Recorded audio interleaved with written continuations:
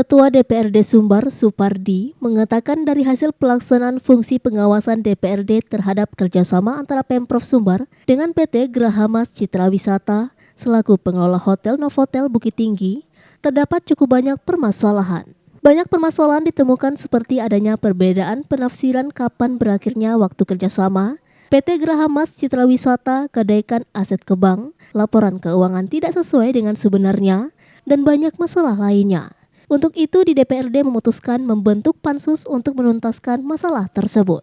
Pembentukan pansus ini juga bertujuan agar pemanfaatan aset Pemprov Sumbar yang akan dikerjasamakan dengan pihak manapun ke depan akan lebih berhati-hati sehingga kenyamanan investasi dapat tercapai.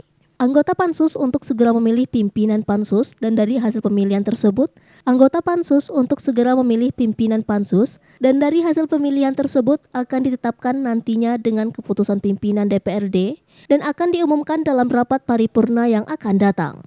Ketua Komisi 3 DPRD Sumbar, Ali Tanjung, mengatakan permasalahan kerjasama antara Hotel Novotel Bukit Tinggi dengan Pemprov Sumbar berdampak buruk bagi investasi Sumbar, sehingga diharapkan dengan dibentuknya pansus ini permasalahan tersebut segera tuntas.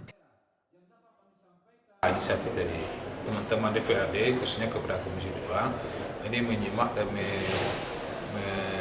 melihat ya bahwasanya lebih separuh dari tanah yang ada di Sumatera Barat itu sudah posisi hutan. Nah, tentunya kondisi seperti ini kita ingin menjadikan hutan tersebut menjadi hutan produktif sehingga nanti bisa menambah nilai bagi pendapatan daerah dan juga menambah nilai bagi pendapatan masyarakat kita sendiri. Dan itu kita harapkan dalam jangka waktu tidak berapa lama tentu ini bisa diselesaikan oleh kawan-kawan Komisi 2 dan juga kepada pemerintah provinsi termasuk OPD yang terkait. Adapun tentang masalah pansus hotel Bukit Tinggi ini kan juga menyimak dari sebuah proses yang cukup panjang yang dilakukan oleh Komisi 3 dari berbagai rapat-rapat yang telah dilakukan selama ini dan juga melibatkan eksternal, kementerian dan sebagainya.